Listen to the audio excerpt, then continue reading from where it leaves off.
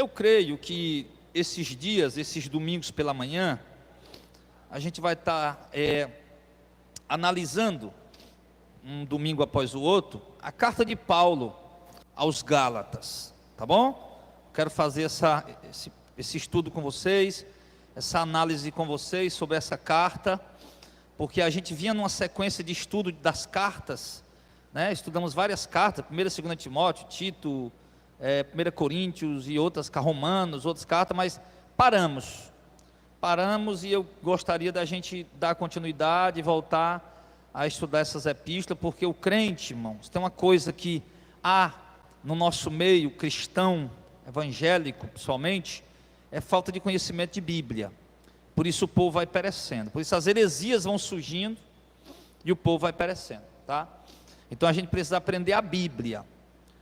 E inclusive eu tenho um projeto lá no meu canal que é como ler e compreender a Bíblia corretamente. Eu vi umas aulas aí do pastor Augusto Nicodemos, como interpretar a Bíblia, né, e dá uma aula tremenda mesmo, muito espetacular mesmo, a aula que ele dá, como interpretar a Bíblia, e isso é importante, tá? Mas o que é que acontece? Os crentes não gostam desse tipo de conteúdo.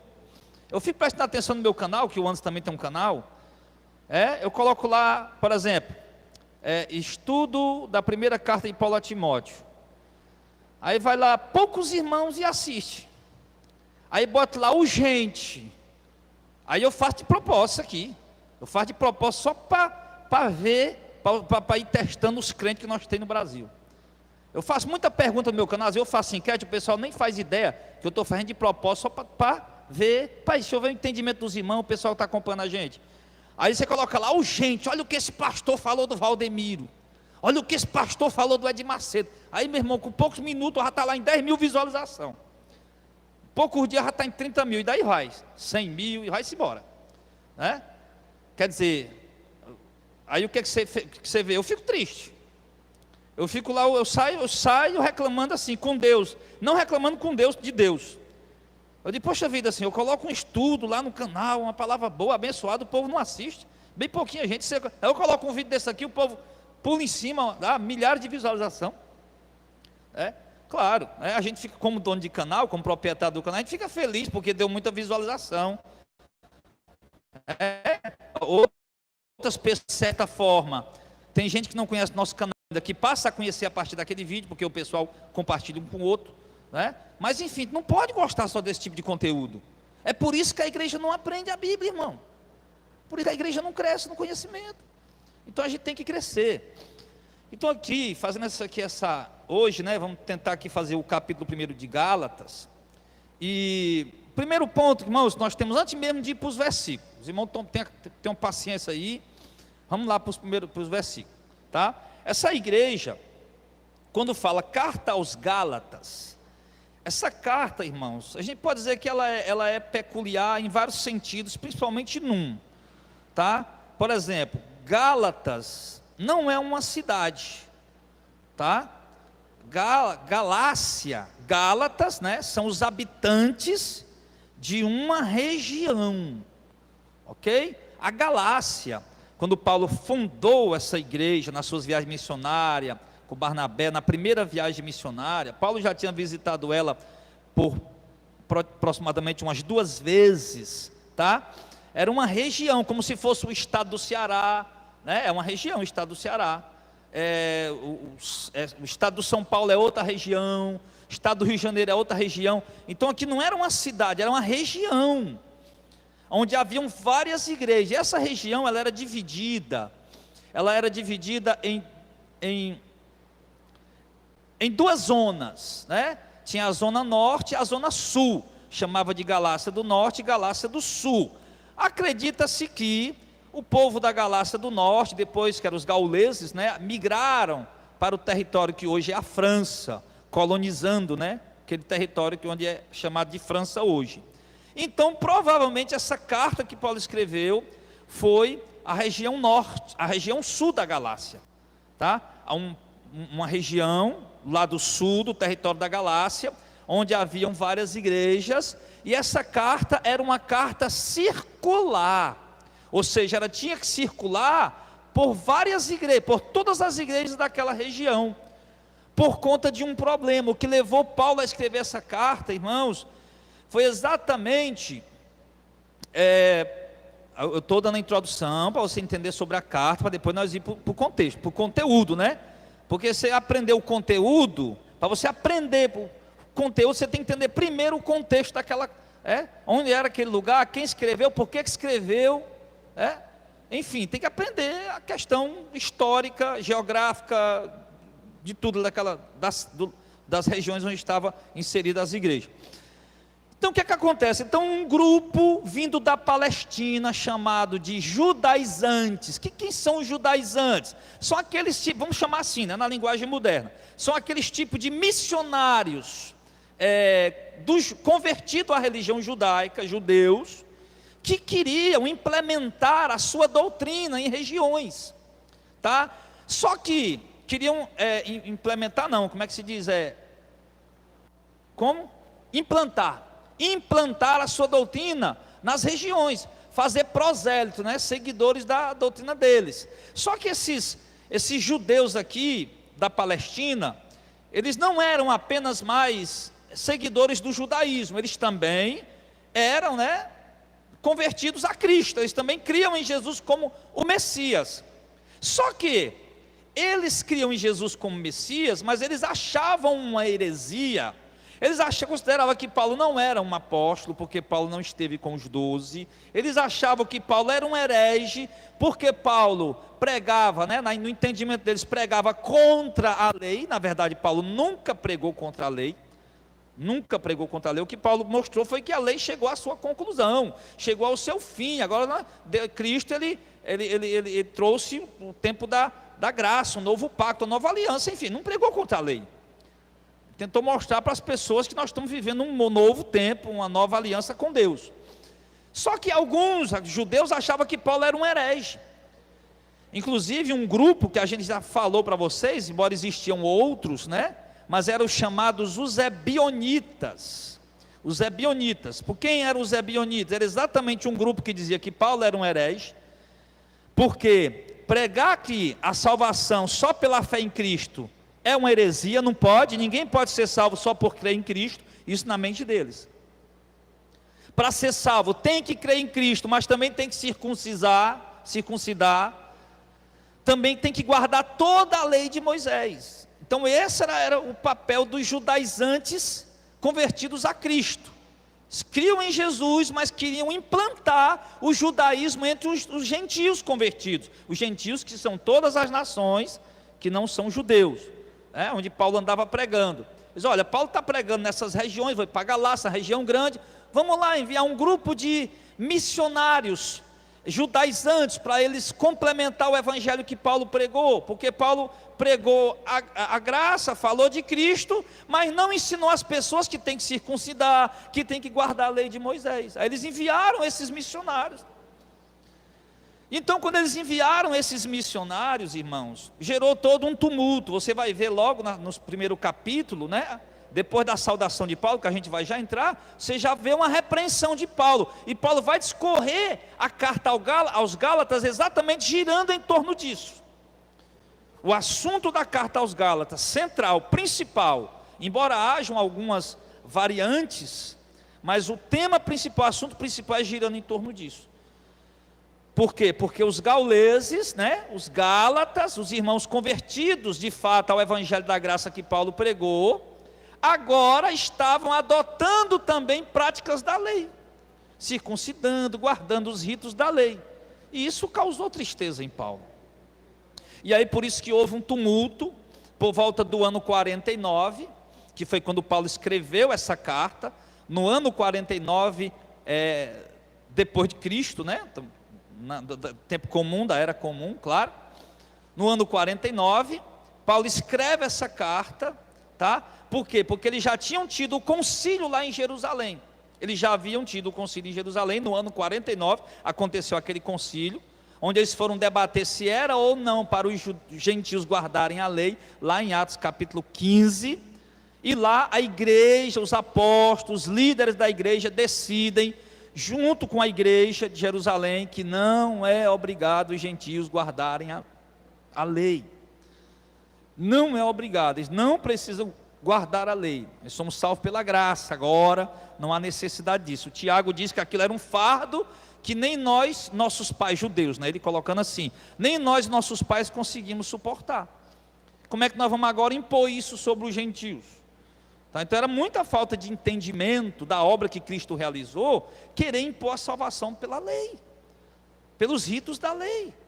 Se nem os judeus, irmão, que tinham uma lei há 4.000 anos, né? Há 3.000 anos pelo menos, não conseguiram guardar. Nunca conseguiu guardar. O mais piedoso de todos os judeus nunca conseguiu guardar a lei por completo. Aí agora vão querer impor esse fardo sobre a igreja dos gentios? Não. Então eles debateram aquele assunto, mandaram cartas para os gentios, né? Explicando, pedindo desculpa, porque saíram alguns aqui dentre nós que perturbaram vocês com algumas doutrinas aí, misturando a graça com a lei. Então a gente pede desculpa, tá? E não fomos nós que os enviamos, eles foram por conta própria, e a gente pede desculpa e a gente procuremos viver em paz. Apenas pedimos aos irmãos, né, que não comam a carne sufocada, o sangue, as relações sexuais ilícitas, que trata-se de questões de casamento e tudo mais. Mas isso aí a gente pode tratar em um outro assunto. Nós não estamos hoje falando propriamente do concílio, né? E a gente já tratou disso, mas depois a gente vai tratar de novo para os irmãos, tá bom? Mas enfim, então eles enviam a carta, aí sai Paulo, Silas e outros irmãos ali, Barnabé, aliás, sai outros irmãos, descem por aquelas regiões, tá levando aquela carta e lendo nas igrejas, e os irmãos gentios se alegrando. Oh, que maravilha, nem precisa guardar a lei. Oh, ainda bem, graças a Deus, que esse fardo legalista foi tirado de nós. Então os irmãos ficam felizes, porque se trazer o evangelho da graça e impor a lei ali na mesma hora, né? O evangelho da graça traz um alívio, tira um fardo. Nós somos salvos pela fé, e claro, ninguém vai viver irresponsavelmente. Nós temos o Espírito Santo, somos convertidos, regenerados, vamos andar em santidade. Mas aí você ainda coloca o fardo da lei? Não, então isso trazia um fardo. Então eles decidiram isso. Aí Paulo agora, ainda no ano 49, né, muito provavelmente depois do concílio, porque o concílio aconteceu no ano 49, Paulo escreve essa carta aos Gálatas, chamando a atenção deles, trazendo uma repreensão para eles, tá? E aqui, né, como Paulo sempre começa as suas epístolas, tá? O caráter das epístolas, das cartas. Lembrando, irmão, que esse modelo que Paulo usava para escrever suas epístolas, ele era um modelo usado, irmãos, um modelo comum usado naquela época pelas pessoas que escreviam, tá? Não é só Paulo que escrevia daquele jeito, não era só os irmãos que escreveram o Novo Testamento, não. Todo mundo que escrevia, só a carta aos Hebreus que tem um formato diferente, né? Não é um formato de epístola, tá? A carta aos Hebreus, ele tem um formato de tratado, ele começa como um tratado teológico, e depois ele termina como uma epístola, por conta daquela saudação e tudo mais. Mas a carta aos Hebreus de fato é um tratado. Mas todas as demais cartas, eles usam um modelo grego romano, de escrever, né? Como hoje, por exemplo, você vai escrever para alguém, você tem que usar determinados critérios para escrever. Você não vai pegar e escrever de qualquer jeito, tá? Inclusive para você escrever uma resenha, para você escrever um livro, para você escrever alguma coisa, existem as normas técnicas da ABNT, Associação Brasileira de Normas Técnicas. Então você tem que seguir aquelas normas técnicas para poder ser atendido. Então as normas técnicas, vamos dizer assim, da época de Paulo era essa aqui. Por isso o modelo das cartas dele sempre começa dessa forma. E ele começa assim, escrevendo aos Gálatas para tratar desse assunto. Ele diz assim, Gálatas capítulo 1: Paulo, apóstolo, não da parte de homens, nem por intermédio de homem algum, mas por Jesus Cristo e por Deus Pai, que o ressuscitou dentre os mortos. E todos os irmãos, meus companheiros, às igrejas da Galácia. Está vendo o plural? Paulo não diz a igreja da Galácia, né? Ele diz as igrejas da Galácia, ou seja, essa carta aqui é para várias igrejas da região da Galácia, e ele se identifica, quem está escrevendo aqui é Paulo. tá? E eu sou apóstolo de Cristo. E eu não sou apóstolo de Cristo porque algum homem me escolheu, não. Eu sou apóstolo de Cristo porque o próprio Deus me escolheu, foi o próprio Deus. E estou aqui com outros companheiros meus, que estão apoiando nisso que eu estou falando para vocês. É isso que Paulo está colocando para eles. Aí ele vai e traz a saudação. Aqui ele se identifica, depois ele traz a saudação. Graça a vós, outros, e paz da parte de Deus, nosso Pai, e do nosso Senhor Jesus, o Messias. Irmãos, quando você lê, por exemplo, Jesus Cristo, né? Ou João Batista, essa forma de escrita, irmão, ela não está correta, tá? Porque dá a entender que é o sobrenome de Jesus, né, Anderson? Jesus Cristo, né?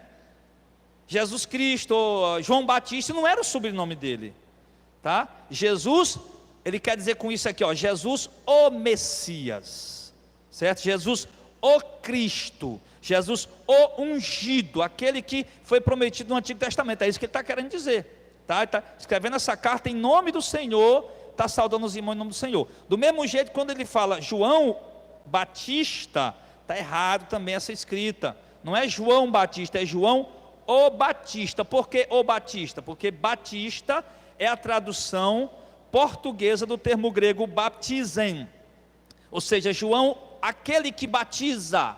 Ó, João, o batizador, João, o imersor. Aí o pessoal sabia, porque havia vários João, né?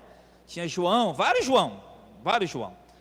Então aqui tinha o João, filho de Zebedeu, e tinha, o nome João era comum.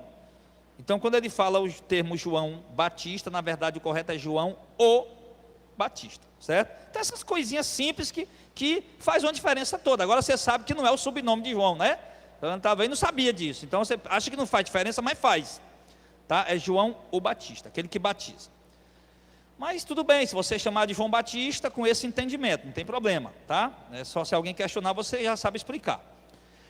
Aí no verso 4, ele falando de Cristo, ele diz: o qual se entregou a si mesmo pelos nossos pecados, para nos desarraigar deste mundo perverso, segundo a vontade de nosso Deus e Pai, a quem seja dada a glória pelos séculos dos séculos. Então, aqui Paulo fala aqui rapidamente da obra de Cristo, né? Cristo se entregou para Deus nos resgatar do curso que o mundo está seguindo, que a gente não conseguiria por nós mesmos. Paulo já vai deixando claro aqui na própria saudação a intenção dele em tratar com os irmãos. Mas ele começa o verso número 6 já trazendo aqui uma repreensão, tá? Do verso 6 ao 9. Vê Paulo aqui trazendo a primeira repreensão. Ele diz assim: admiro-me que passeis, aliás, que vocês estejam passando tão depressa daquele que vos chamou na graça de Cristo para outro evangelho. Olha só, irmão, presta atenção. Paulo está dizendo para os Gálatas: olha, Gálatas, trouxe a saudação, foi muito bem educado, como ele sempre é nas suas cartas, tal, é amoroso, né? Aquela coisa toda. Afinal de contas, para ele, considera como filhos ali, que ele gerou através da pregação do evangelho. E Paulo diz: olha, eu estou aqui pasmado, eu estou aqui perplexo com as notícias que eu recebi de vocês. Eu e Barnabé, nós passamos aí na primeira viagem missionária, fundamos essa igreja, tivemos aí por aproximadamente 2 vezes com vocês, ensinamos a vocês o evangelho da graça, um evangelho sem necessidade de cumprir os ritos mosaicos, as exigências da lei, que já foram cumpridas em Cristo, que homem nenhum conseguia cumprir, e por isso a punição era a morte, a condenação, porque ninguém conseguia cumprir. Cristo veio e pagou o preço da redenção, para nos resgatar debaixo da maldição da lei. Não que a lei seja amaldiçoada, a lei é espiritual, é boa, tudo isso que Paulo fala, mas o fato do homem não conseguir cumprir a lei, ele diz que o bom tornou-se em maldição, trouxe maldição, né, para os que não cumpriram a lei. Então Paulo está dizendo: então, olha, tudo isso vocês ouviram o evangelho da graça, e agora eu estou admirado, porque vocês, poxa, como vocês estão passando rápido daquele que vos chamou para outro evangelho, ou seja, um evangelho diferente, que não é o evangelho ensinado pelos apóstolos. E vocês estão saindo deste evangelho da graça que nós ensinamos, a salvação pela fé em Cristo, para ir para um outro evangelho. E qual seria esse outro evangelho? o evangelho incrementado com as práticas da lei, que é, como eu disse, que é o que gira em torno a essa carta de Paulo aos Gálatas. Um evangelho onde se precisa cumprir a lei para ser salvo. Somente a fé em Cristo não é o suficiente. Tem que guardar a lei, tem que cumprir a lei, tem que fazer a circuncisão, tem que guardar os preceitos da lei. Se não fizer, não é salvo. Só a fé em Cristo não é o suficiente. Então vocês estão passando desse evangelho da graça para um outro evangelho. Eu estou perplexo com isso. A gente ensinou a vocês bem direitinho, correto, e agora vocês fazendo isso. Aí ele continua, o qual na verdade não é outro evangelho, ou seja, um outro evangelho da mesma forma, do mesmo modelo, o mesmo evangelho, um outro evangelho, mas equiparado ao evangelho que nós pregamos. Não é um outro evangelho isso. Na verdade, isso não é um outro evangelho, senão que há alguns que vos perturbam e querem perverter o evangelho de Cristo, tá? Então olha só, essa exortação de Paulo aqui, tá? Até o versículo 7, Paulo está dizendo, estão pregando um outro evangelho, diferente, e vocês passaram do evangelho que nós pregamos para esse evangelho. Mas na verdade, esse evangelho que eles estão pregando a vocês, não é um outro evangelho, não é um evangelho similar ao que nós pregamos, não é simplesmente um complemento da verdade, não, isso aqui não é um complemento do evangelho que nós pregamos, não. Isso aqui é que tem algumas pessoas que estão querendo perturbar vocês, que estão incomodando vocês e que estão perturbando vocês e pervertendo o evangelho de Cristo, o verdadeiro evangelho que nós ensinamos.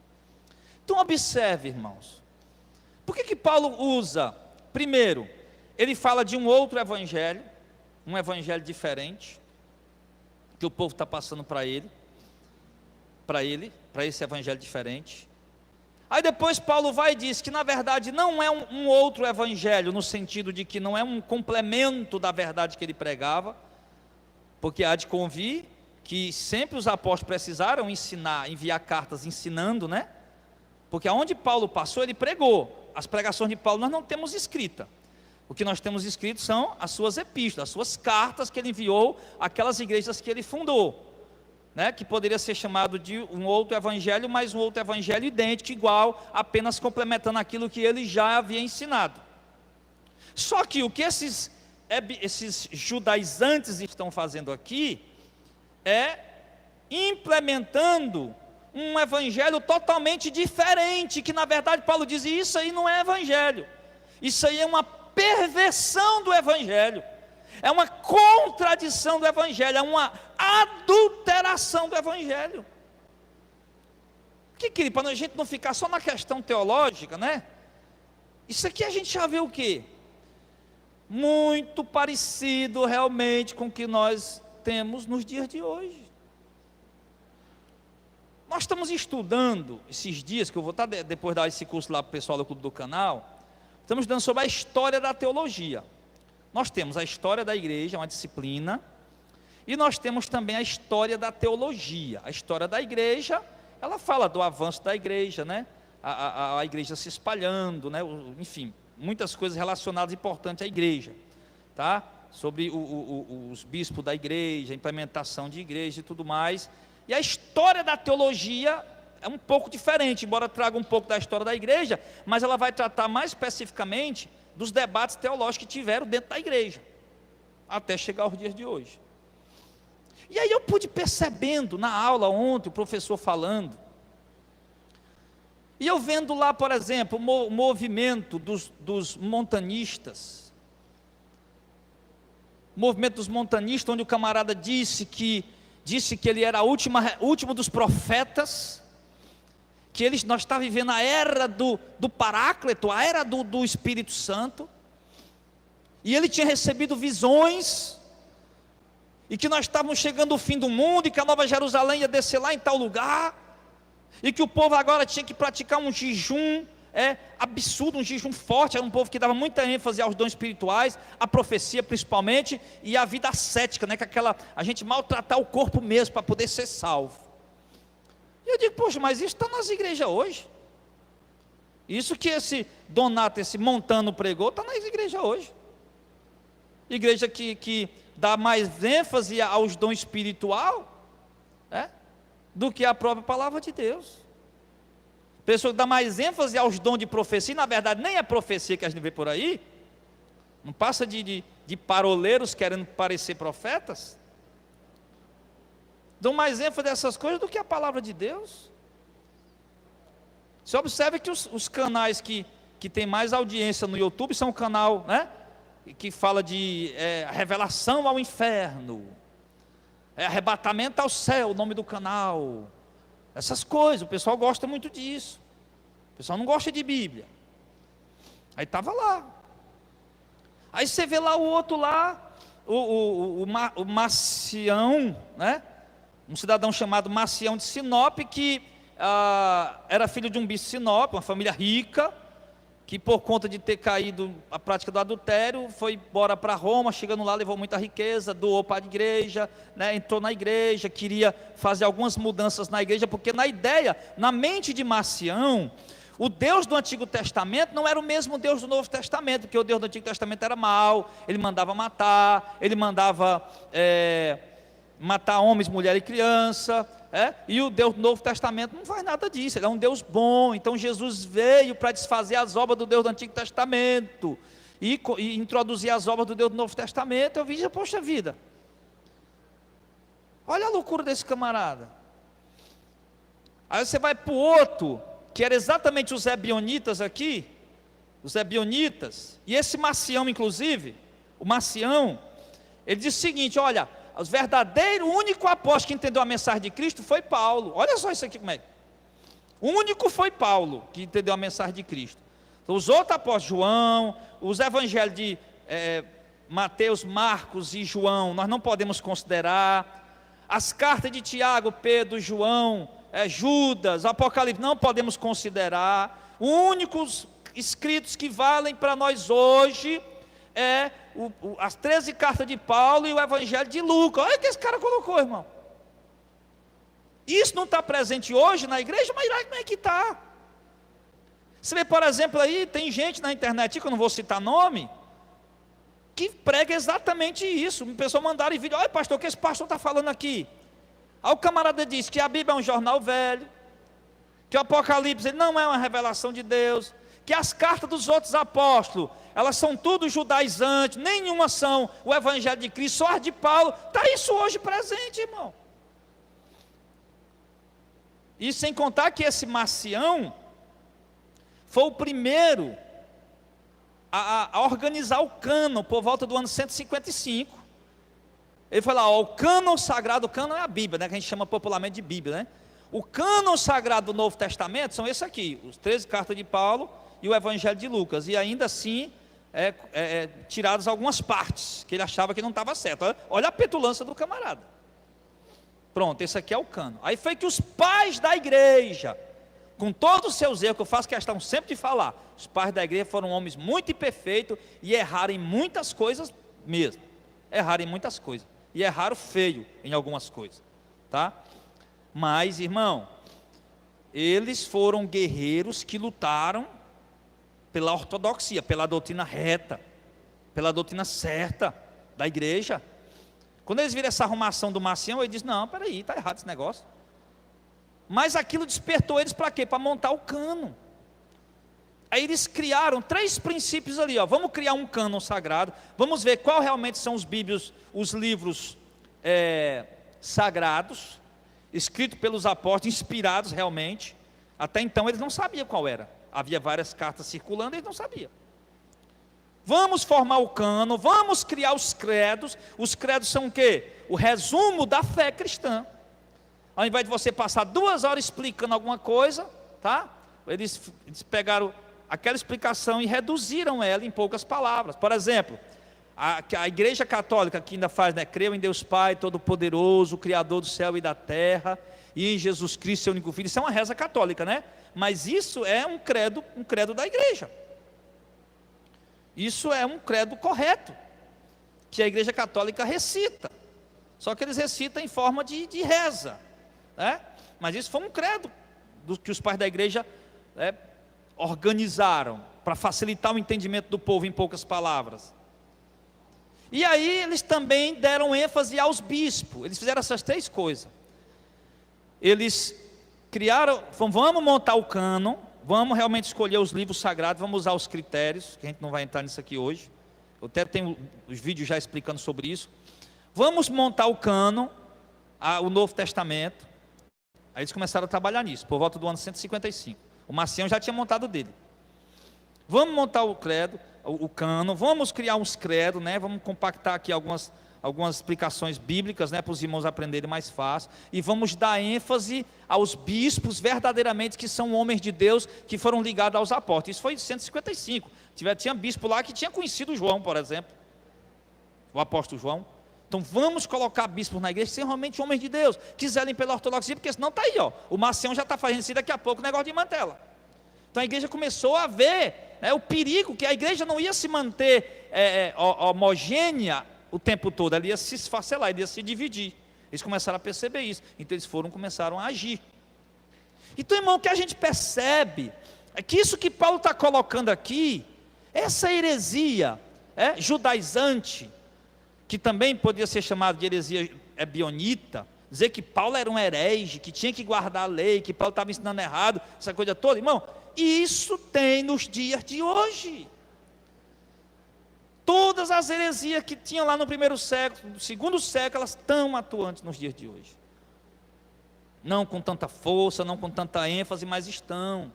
Por exemplo, quando o Ário de Alexandria começou a falar, o presbítero de Alexandria, começou a questionar a divindade de Cristo. Não, Cristo não é divino não. Cristo não é Deus não. Cristo é um homem. Ele não é Deus não. Ele é uma criatura perfeita, a primeira criatura criada pelo Pai, mas ele não é Deus não. Como é que pode Cristo ser Deus? É três deuses? Não, é só um Deus. Se é só um Deus, também é só uma pessoa. Aí os pais da igreja entraram, não, mas então se Cristo não é Deus, como é que ele pode nos salvar? Se Cristo não é Deus, então ele não tem condição de nos salvar. O único que pode nos salvar é Deus. Se Cristo é só um homem, então a morte dele não serviu para salvar ninguém. E começaram a discutir aquilo ali. Só para você ter ideia, nessa época aí, já foi na época do Constantino, o Constantino deu crédito Marcião. O Império Romano passou vários tempos, a igreja naquela região ali, o Constantino querendo implantar o arianismo, a doutrina do Ário, não é Marcião, o arianismo, que Cristo não era Deus. Aí começou a vir os debates sobre essa questão, fazer concílios, né? O mais conhecido, o concílio de Nicéia, 325, depois veio outros concílios, de Éfeso e tantos outros, e ali eles começaram a debater sobre essas coisas. Aí começou a surgir vários pensamentos em relação a isso. Por exemplo, os modalistas. Eles disseram, não, os modalistas disseram o seguinte, o Ário estava dizendo que Cristo não era Deus, era só um homem, né? O modalista disseram, não, Cristo é Deus. Cristo, agora é o seguinte, ó, primeiro, Deus, ele era o Pai, lá no céu. Pronto. Aí depois ele deixou de ser o pai, ele veio para a terra e passou a ser o filho. Não ficou ninguém lá. Aí depois dele ser o filho, ele subiu para o céu, aí ele voltou de novo e agora ele é o Espírito Santo, mas é só um Deus, só o modalista. E hoje tem isso presente, irmão. Outro dia eu recebi um e-mail do irmão, o cara já vinha agressivo, me chamando de herege e tal, porque Deus é um só, e Jesus era o Pai sim. Jesus não era filho, era o Pai. Eu digo, irmão, se Deus é um só, eu sei que Deus é um só. Agora, Deus é um só, manifesta em três pessoas. Se Cristo era o Pai, a quem foi que ele orou e disse, graças te dou, Pai, Senhor do céu e da terra? Ele não era o Pai? Ele está orando para ele mesmo? Você está vendo a coisa sem sentido? Mas a questão, irmão, é que o povo quer explicação para tudo, e tem coisa que nós nunca vamos entender. Tem coisa que Deus, ele mesmo tendo mandado escrever, a nossa mente não consegue processar. Mas como, muitos querem explicação para tudo, aí eles vão criando essas coisas. Você está entendendo aí? Vão criando essas coisas. E vão tentando dar explicação para tudo. E não tem como explicar tudo, irmão. Não tem. Vai ter coisas na Bíblia que nós não vamos saber explicar. E nós vamos ter que ser humilde e dizer, irmão, realmente isso aqui eu não sei. Nós teríamos alguma probabilidade, ou isso, ou aquilo, tal, mas eu não posso lhe afirmar com certeza. Então tem coisas na Bíblia que a gente tem que ter humildade de dizer, isso aqui não tem explicação. E não sou somente eu que não sei explicar. Isso aqui, por exemplo, esse assunto aqui é um debate teológico de séculos, que estudiosos sempre estão, dizendo, um diz uma coisa, outro diz outra, então eles não chegaram a um senso comum. Aí não sou eu agora que vou destrinchar o mistério. Então a gente tem que ter essa humildade. Mas é importante nós percebermos, irmãos, que dentro, a gente se assusta com as heresias que a gente vê hoje, mas sempre dentro da igreja existiu esse tipo de coisa, sempre. Antes mesmo da morte de João, já surgiram outros hereges, chamados também, no primeiro século, os gnósticos, já trazendo cristão, convertido a Cristo, mas já trazendo uma heresia. Não, Jesus ele era só uma aparição, ele não tinha corpo físico não, ele não tinha matéria não, ele era tipo um espírito, ele estava ali, mas era uma alma, um espírito. Por quê? Porque a matéria é má. Então se Cristo tiver tido uma matéria, um corpo físico, então ele não foi bom, ele era mau. Então na mente dos gnósticos foi isso. Por isso que João, quando escreve tanto o Evangelho, como as epístolas, principalmente a primeira epístola, você vê sempre de João dizendo o quê? O verbo se fez carne, habitou entre nós o tocamos, nós comemos com ele, sempre dando ênfase a isso. Aí lá no 1 João ele vai dizer, se alguém vem ter convosco, e não traz essa doutrina apostólica, não recebais em casa nenhum saudeis, porque estavam confundindo a mente do povo. Se alguém não acredita que Jesus veio em carne, que seja nada, ele vai falar essas coisas, combatendo o gnosticismo docentista, que dizia que doceta, que diz que apenas uma imagem, e não tinha corpo físico. Então a gente vê essa batalha do apóstolo Paulo aqui, irmão, não foi só ele. Aqui Paulo está cuidando responsavelmente da igreja que ele fundou como um apóstolo. Paulo diz, olha, eu tenho responsabilidade sobre essa igreja, é meu dever consertar esse erro da igreja. Então vocês estão passando aí, eu ensinei para vocês o evangelho, vocês estão passando para outro evangelho, que na verdade não é um outro evangelho, isso aí é uma deturpação do evangelho de Cristo, e hoje em dia estão deturpando o evangelho de Cristo. No primeiro século, nessa época aqui que Paulo está escrevendo, a gente podia até entender, porque o Novo Testamento estava começando a ser escrito, o povo não tinha um livro para ler, aí por isso que eles erravam muito. Mas hoje que nós temos a Bíblia escrita na nossa mão, você vai ali, aqui na igreja mesmo tem Bíblia ali, né, Zezinho, para dar para os irmãos, que irmão que não tem Bíblia, irmão chega no culto, não tem uma Bíblia, não, tem Bíblia aqui, não tem Bíblia, tem uma Bíblia aqui, é só falar com o obreiro, só pedir. Ei, irmão, eu vim para o culto hoje, eu queria uma Bíblia. Aí pega a Bíblia emprestada para assistir o culto, depois devolve, porque depois no outro dia vai chegar mais gente, tem Bíblia, aí já pega para poder participar do culto. Mas nós temos Bíblia dada de graça, temos Bíblia de R$3, de R$5, de R$1.000, sei lá de quanto. Tem Bíblia de todo jeito, todo canto, acessível para nós termos, também aqui no Brasil. E o povo ainda faz o que faz. Imagina esses hereges de hoje vivendo no tempo dos apóstolos, que não tinham um Novo Testamento para ler. O que esses homens não iam inventar? Eles têm a Bíblia hoje, inventaram esse monte de heresia. Imagina se eles não tiveram. Então, irmão, aqui Paulo, nessa primeira repreensão, no verso 8 ele diz, aí ele dá um alerta muito alarmante para o povo da Galácia. Mas ainda, verso 8, ainda que nós mesmos, nós quem? Os apóstolos, nós os apóstolos, ou mesmo um anjo vindo do céu, vos pregue um outro evangelho que vá além desse que nós temos pregado, que ele seja amaldiçoado. Aí Paulo repete, assim como já dissemos, agora repito, se alguém vos pregar um evangelho que vá além daquele que vocês receberam, seja anátema, ou seja, seja amaldiçoado. Anátema é uma maldição sem salvação. Esse aí está pregando outro evangelho que não é esse que os apóstolos pregaram, esse aí está condenado, é amaldiçoado, está condenado. Então, irmão, isso era tão sério, que Paulo faz esse alarme, dizendo: pessoal, deixa eu dizer uma coisa para vocês, como é sério isso que eu estou falando. Olha, se vier nós mesmos, uma porta de eu, Paulo, que fundei essa igreja aí com Barnabé, na primeira viagem, os outros apóstolos de Cristo, ou o anjo do céu, aquele anjo que apareceu para Maria lá em Nazaré, o Gabriel, ou o anjo Miguel que apareceu para o Daniel lá, na terra caldeia, na Babilônia, qualquer, se vier um anjo do céu, para acrescentar alguma coisa a isso que nós temos ensinado a vocês, Paulo falando, para acrescentar ou para tirar, ou seja, para criar, trazer um outro evangelho que não seja esse que nós já pregamos, que seja amaldiçoado. Amaldiçoado, não tem salvação para ele. Por que Paulo está falando isso, irmão? Por um motivo muito simples, que todos nós sabemos. Porque os 11 apóstolos, mas Paulo, 12 apóstolos com Paulo, né? Não vou colocar Judas no meio do negócio. Judas era o filho da perdição, né? Tal. Os 12 apóstolos, os 11 originais que andaram com Cristo, e Paulo, que foi chamado pelo próprio Cristo depois, foram os únicos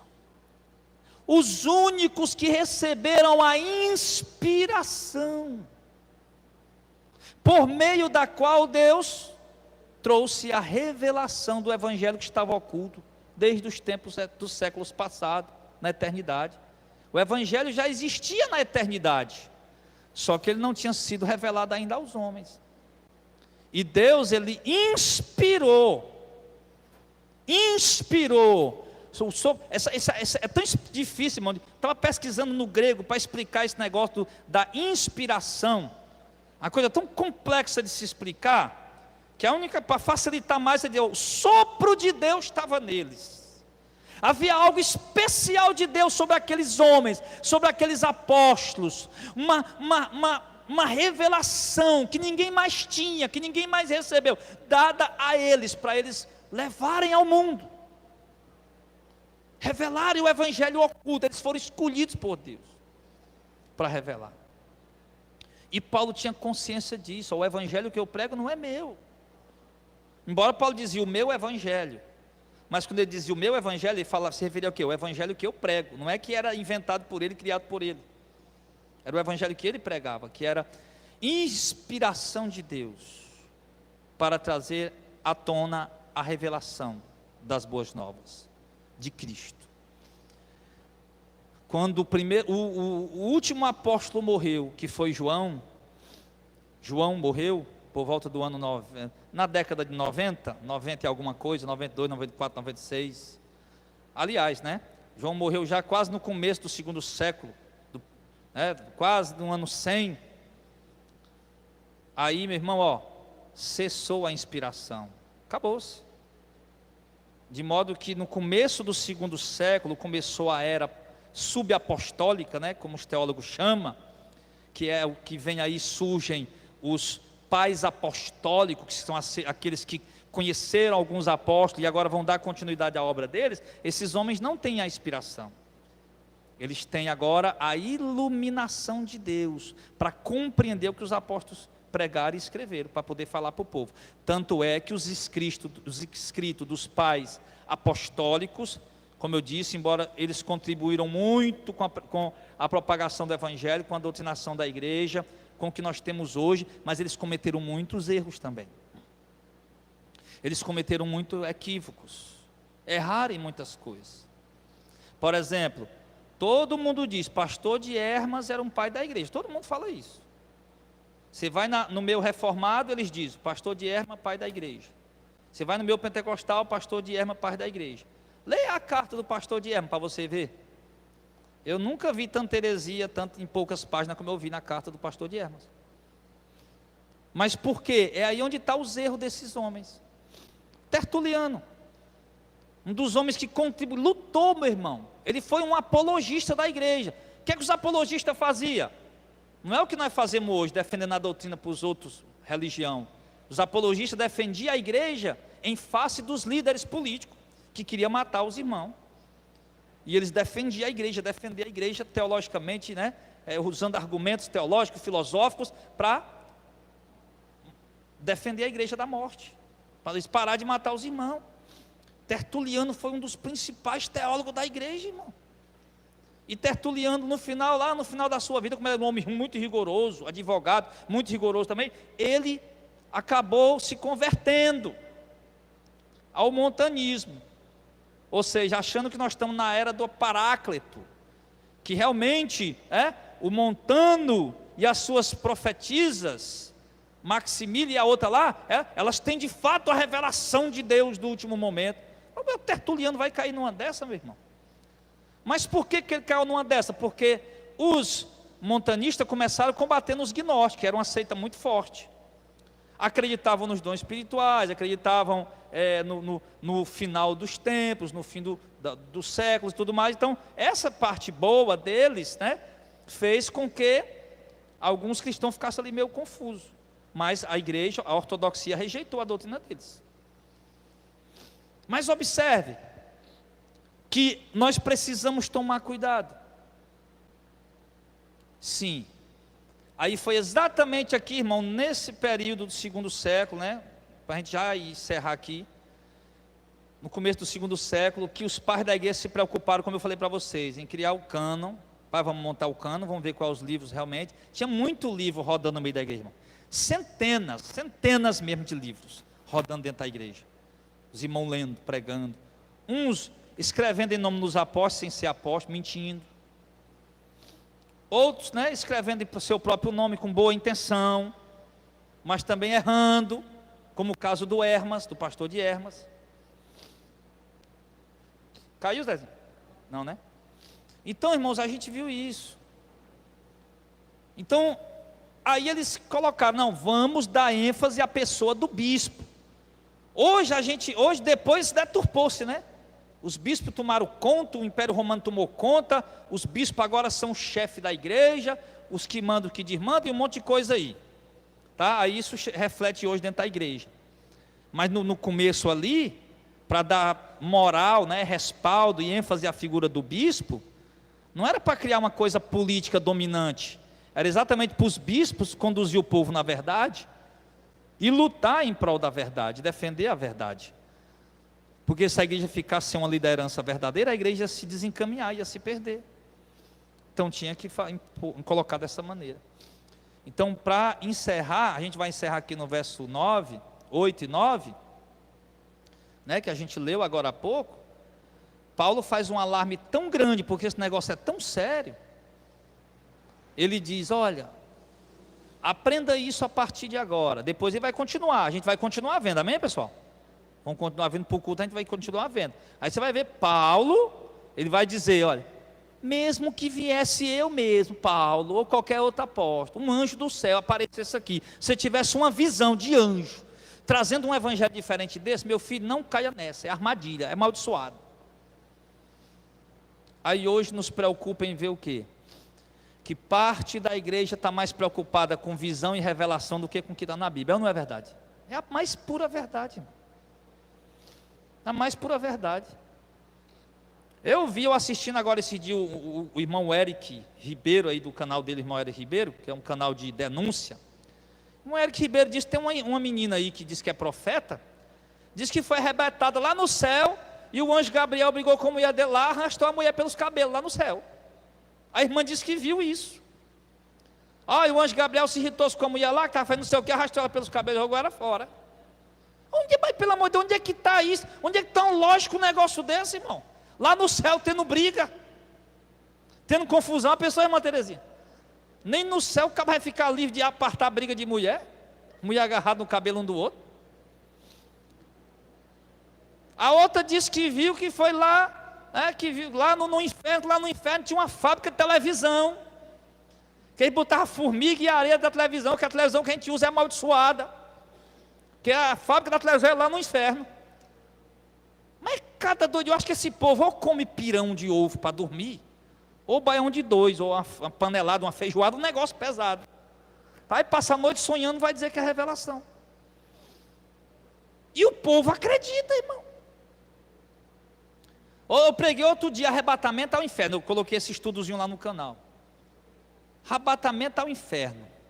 Tem gente que foi antes 18 vezes no inferno já, né? E toma cuidado na hora dessa, ele não ficar por lá. O cara foi arrebatado do inferno um monte de vezes. Aí diz que viu o demônio lá torturando o povo, viu o pessoal com a boca aberta, o demônio jogando pá de pedra quente dentro. É tanta coisa. Eu digo, meu irmão, peraí, vamos com calma aí. Onde é que tem demônio no inferno na hora dessa? A Bíblia não mostra que tem demônio no inferno. Segundo, os demônios vão ser condenados depois. Mas no inferno hoje eles não estão nos ares celestiais por aí. Depois, quando os demônios forem para o inferno, chamado inferno, que é o lago de fogo e enxofre, depois quando os demônios forem, são duas coisas distintas, o inferno e o lago de fogo e enxofre, para os irmãos não confundir. Quando os demônios forem para lá, eles não vão ser chefe de lá não, meu filho. Né? Não foi isso que ensinaram a nós, que a gente aprendeu? Foi. Quando nós saímos do catolicismo romano, nossa mente vinha aqui, que o demônio, que o reino do demônio é lá no inferno, é o reino das trevas. Que o demônio é quem manda lá. Que lá o demônio vai ser o chefe, aí o povo vai estar lá sendo o capacho dele. E ele vai mandar e desmandar e judiar com o povo lá. Que conversa é essa? Se o demônio é quem vai sofrer no inferno, meu irmão. O demônio não vai mandar em lugar nenhum. O cão, o Satanás, como queira chamar. Ele não vai mandar em lugar nenhum. Ele vai para o inferno para ser condenado, ser atormentado e sofrer junto com o povo que vai com ele. Aí o camarada veio dizer, não, foi arrebatado ao inferno e viu isso, aquilo, outro. Que conversa é essa? O outro escreveu uma carta lá no meu canal, botou lá no comentário uma carta, irmão, do irmão que foi lá no inferno, e um pastor que estava lá no inferno, mandou ele escrever a carta dizendo que estava no inferno porque não dava o dízimo. Ó, escreva aí para o povo aí, que eu estou aqui no inferno porque eu não dei o dízimo. E diga o povo que dê, que senão eles vêm para cá também. Mentira! Não tem respaldo bíblico, é isso aí onde está o perigo, irmão. Cuidado, irmão, essas cadeiras de vez em quando quebra uma. Olha, e cuidado para você não se ferir, se quebrou. Na outra da frente. Mas estamos terminando. Então, irmão, tem que tomar cuidado com isso. Um anjo do céu. As heresias da Adventista do sétimo dia nasceram de quê? Das revelações da Ellen White. Tendo visão. E William Miller e outros tendo visão. Ah, eu vi Jesus saindo do tabernáculo lá no céu e entrando no outro tabernáculo, no Santo dos Santos. As heresias do mormonismo. Não, o Joseph Smith, lembra? Joseph Smith, né? O Joseph Smith estava lá, aí teve uma visão, foi orar, falar com Deus. Senhor, estou insatisfeito com as igrejas estão tudo herege, apostasia. Aí Deus desceu lá do céu, apareceu falar com ele. Aí quando Deus fala com ele, depois de Deus sobe, aí vem Jesus, o filho, fala com ele também. Aí revela para ele que lá dentro do mato, escondido no lugar, tem umas placas de ouro lá, escrita lá, o livro, uns mandamentos lá, né? Está lá, que aí tornou-se lá o livro do Mormon. O anjo Moroni aparecia para ele, falava com ele, explicando coisa, e ali, aí tem o livro dos Mormons, o livro de Mormon. Coisas que vão contra aquilo que os apóstolos ensinaram. Então, meu irmão, isso serviu para o tempo dos apóstolos e serve para os nossos dias de hoje. Não passem do evangelho apostólico, permaneça nele. Ah, mas eu abri minha igreja, eu quero ver minha igreja crescer. Aí já começou errado, que a igreja não é sua. Segundo, a igreja, irmão, ela não é necessariamente ela tem que crescer, ela tem que crescer, se multiplicar o rebanho, mas firmados na doutrina apostólica. Qual é a vantagem de se abrir uma igreja e encher a igreja pregando heresia? Aí Paulo dá esse, meus filhos, pelo amor de Deus, se vier nós, se Paulo viesse aqui agora, ou um anjo do céu e dissesse alguma coisa que fosse contra esse evangelho, seja amaldiçoado, está repreendido. Aí você vem aí o Iri Cristo dizendo que é Jesus. Aquele outro que morreu também, José Luiz Jesus Miranda, dizendo que era Jesus e que não ia morrer, que o povo ainda está lá esperando ele ressuscitar. O reverendo Moon também, que diz que o anjo apareceu para ele e disse que ele é Jesus, ele é o Messias desta geração. Porque Jesus não conseguiu completar o ministério dele, que ele tinha que ter casado, ter tido filhos, para criar uma nova raça. Aí como Jesus não conseguiu, falhou, fracassou na obra dele, aí o reverendo Moon, agora Deus veio para poder ele completar essa fase. Aí por isso que o negócio dele é trabalhar em torno de casamento, é todo mundo se casando lá, é casamento, milhares de casamentos coletivos, e o povo tome a fazer menino, e tome a casar e tome a fazer menino, é a geração de Jesus na terra. Que conversa é essa, meu irmão? Aí o povo sai por aí atordoado com tanta coisa, meu irmão, sendo pregada na internet. O povo sai por aí atordoado, sem saber para onde ir, sem saber o que fazer. Meus irmãos, coloca uma cor na tua mente. Ninguém pode pregar outro evangelho além desse aqui que está escrito. Amém, pessoal? Ninguém. É esse aqui, ponto final, acabou-se. Tá? Então nós vamos encerrar por aqui. Semana que vem é ceia, né, de manhã, dia 31. Então semana que vem a gente continua. Se não continuar por causa da ceia, a gente deixa para outra semana, né? Mas vamos estudar, aprender, né, a carta de Paulo aos Coríntios. Bom, é Bíblia. Está aqui, nós estamos aqui no nosso livro da Escola Dominical, a Bíblia, tá? A Bíblia Sagrada. Nosso livrinho da Escola Dominical, está aqui. Vamos aprender ela. Vamos ficar em pé em nome de Jesus.